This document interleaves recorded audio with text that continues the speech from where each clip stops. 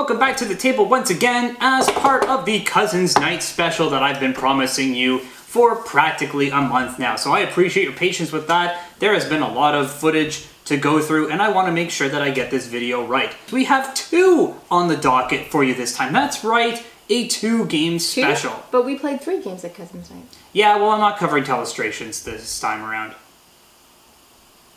Alright, for those of you who haven't played Telestrations, it's a combination between Pictionary and telephone. Yeah, we're not going to discuss Telestration much beyond that. But it's really great. We really recommend that you play that one. It's one of my favorite party games. We'll cover that. Well, if you've seen my video on party games, essentially my party game rant, you'll kind of know how I feel about party games. But without any further ado... Laugh and lose. Laugh and lose. So, the object of this game is to score 10 points by making your opponents laugh. Now, you achieve this by reading really corny, really inappropriate dad jokes. Jess, would you like to give us an example of one such dad joke? Absolutely. Now, if it's inappropriate, I will pick another card. Well, before we get started with this, the basic setup of this game is that you arrange players into teams of 5. This game usually accommodates about 2 to 10 players, and you separate yourselves into teams of 5. 2 players then will go head-to-head, one from either team. One player will read the joke to the other player. If any player laughs, either the player reading the card or the player hearing the joke laughs, they lose, and the other team scores a point. If you decide to submit your own dad joke and you make somebody laugh, you score 2 points. And the first one to 10 points wins, and you do this over 20 cards. Now, we didn't really play that way because, as I said in my party game rant video, that rules really don't matter because you can bend and break them and play them however you want, and that's kind of what we did. We sort of came into this knowing that you scored a point if you made your opponents laugh, or if you laughed, you didn't get a point, and the other team did. So, take that for what it's worth. So, alright. What do we got? Yeah? All right. This game, just to let you know, is all about the wording, the phrasing, and delivery. Example. Here are some jokes. All right. What do you call a pit bull that lives in Alaska? I don't know. What do you call a pit bull that lives in Alaska? A chili dog. That would be a point for me because I did not laugh. Now it is my turn. I put inappropriate cards right here. So. We're going to convert that in the inappropriate. I don't know what that is, so we're not going to do that one. See what I mean? See what I mean about rules not mattering? If you don't understand a card, you don't find it funny, just discard it. Boom. Okay, here we go. Where does a dog park his car? Where does a dog park his car? At a barking meter. Womp womp. So you can see how this game can devolve really quickly. You basically just... The object of the game is contradictory. I understand that you want to make it so that it's like these jokes are so funny, you can't help but laugh. But some of them just... Some people will go out of their way to make sure that they don't laugh, despite the fact that some jokes are really funny. Now, this is a party game and maybe somebody else will laugh, which will cause the listener or the reader to spark out in laughter. But when it's just 2 people kind of like this, well, you know, this happens. Yeah, and I'm trying to find... this one's cute. What did the Jam say to Beyonce? I don't know. I don't think you're ready for this jelly. If you're familiar with Beyonce.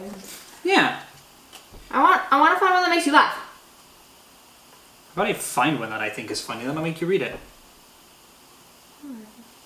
What do you call a cow with 2 legs? Lean beef. What do you call a cow with no legs? Ground beef. Yeah! There you go. So they can be funny, and sometimes it's in the delivery, as we said. I think a game like this, in order to make somebody laugh, is... Oh. Some of the inappropriate ones are pretty funny. And maybe you'll find that the more the inappropriate jokes are the funnier ones. I mean, this game is an 18+ game, so... Oh, it doesn't even have a punchline. No, because the punchline isn't a joke. When spring comes, I get so excited I wet my plants. If Optimus Prime was a bank robber, he'd be Optimus Crime.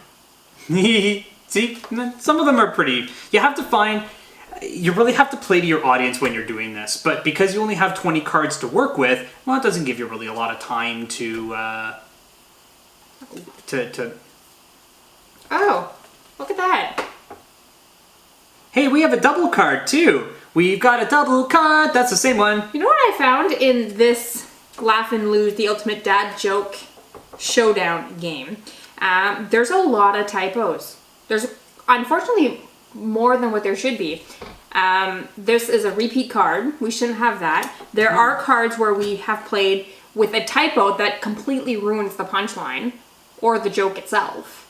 Yeah! Right? There are more typos in this game than there should be. And watch out for those. Yeah. What concert costs only 45 cents? I don't know, Jess. What concert only costs 45 cents? 50 Cent, featuring Nickelback.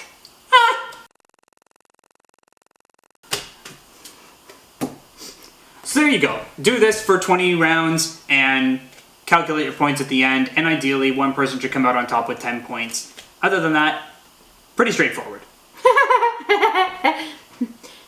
What do you call a dog that can do magic? What? A labracadabrador. Some of them are good. Some of them I are like good. that one. But, and I don't think we're really going to touch on much of a review, because you're going to see, I kind of gave an overarching review of a couple of party games in my my party games table topics. So, I mean, feel free to check that out if you really want to know what my thoughts are about this game. But yeah, watch out for typos, and this game, in order to really be successful at it, really comes down to the delivery and the people that you're playing with. A So- labracadabrador. The Labracadabrador is pretty fantastic. Labracadabrador. I love it. So next on the docket we have Billionaire Banshee. Billionaire Banshee is, between the two games, more my favorite. I think the group had a lot more fun playing Billionaire Banshee. But all in all, suffice to say that there are 3 different ways to play this game. And, So let's just get these cards out of here so that you can see what we're talking about. oh yeah, by the way, we found a, there's a mixed up card in this game too. Yeah, We it's a found perk, It's a perk, but on the back it's a but quirk. on the back it's a quirk. So, Yeah. watch So- out for cards that don't make sense. You have 2 piles. You have a quirk pile and a perk pile. Yep. Now, there are multiple ways to play this game. The one way, you can play with a lot of people. This game can play up to 10 people as well. But then why do you have a million cards? Because there's a date and deny card for each person. Yeah, but there's more than 10 cards here. Oh, you can probably play with more people.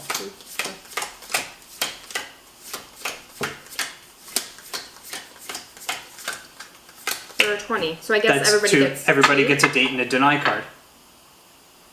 Oh, we're supposed to get... You're supposed to get one of each. There are 3 different ways to play this game.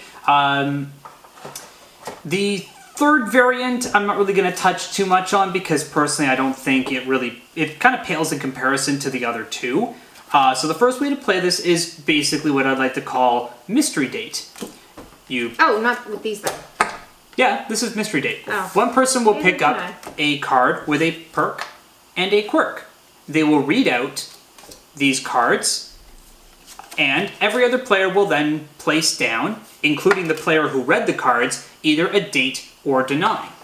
Now, you score 1 point for guessing correctly with what the reader guessed. So if the reader guessed date and you guessed date, you get a point.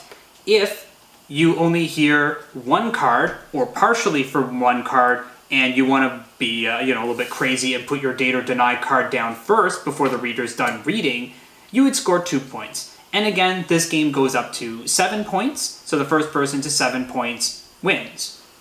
Most party games tend to be around that 7 to 10 points. It's kind of like that middle between too long and long enough. So, give me an example, Jess. Okay, so here is my perk. They give lots of lugs. Lugs. Lots of lugs. They give lots of hugs and kisses. They leave love notes under your pillow. They walk hand in hand with you. And they smile just looking at you. No. Ah, how cute.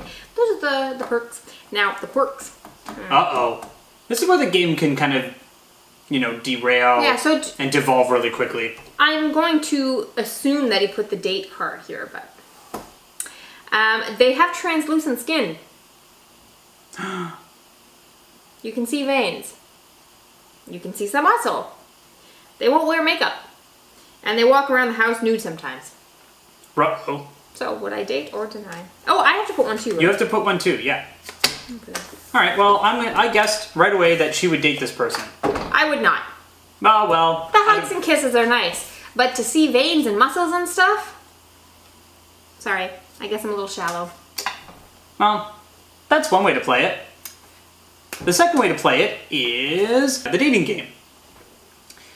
One person will be a bachelor or bachelorette, and every other person will pick up a perk and quirk card and read them out to that bachelor or bachelorette, trying to sell themselves, either really upselling the perks or downplaying the quirks, or trying to pass off the quirks as perks and the perks as perks. So you're getting kind of a double whammy of awesome. Now, part of the game too would be to argue why your character is better than everybody else's. We tended to kind of ramp it up. It really depends on your delivery. This game can kind of, again, derail very, very quickly. Again, another reason why I don't always like party games. But this is dependent on the crowd of people that you're playing with and the kind of humor of the group that you surround yourself with. It is, there is a warning on the side of the box, contains adult situations. Yeah. Absolutely. There is some pretty 18 plus. Yeah. Yeah. When you play this game, you'll know what this is. Yeah. I'll spare you from it. Yeah, so while party games aren't your favorite, they do have some pretty great moments, as we've experienced in Cousins Night. We've had some pretty great laughs. Yeah. And it's an annual tradition, and so far we've been playing different games. We always try to introduce new games when we do Cousins Night, and we always try to pick new venues to do Cousins Night. Will I record Cousins Night again in the future? You guys let me know in the comments if you enjoyed a video like this. Like retrospectives. I think there were some great moments. I think everybody ultimately had a lot of fun, and find the games that work for your party. Maybe my recommendation is find one or two. Don't try to do three like we did, because we really more just sampled each game rather than picked one and continued on with it. Find one or two that you know that you're going to get a good run out of, and really play up those games. Always have a good backup, and sometimes Cards Against Humanity is just that staple backup, because let's face it, I don't think any of us have played a game quite as intensively funny as Cards Against Humanity. But if you're looking for adequate substitutes for cards, Billionaire Banshee, I would definitely recommend leaning towards that one as opposed to Laugh and Lose. But Laugh and Lose has a lot of merit depending on where you're playing, who you're playing with, and how you deliver it. I'm a big major proponent of dad jokes, so I mean this game is just right up my alley. Yeah, seriously. Labracadabrador. Let me know in the comments if there's anything else that you want us to tackle, any other party games that you want to see us take a stab at. And let us know your thoughts on party games. Let me know your thoughts on party games. If there's a party game that you want us to try and sample, we would love to do it. We will happily find people to play with.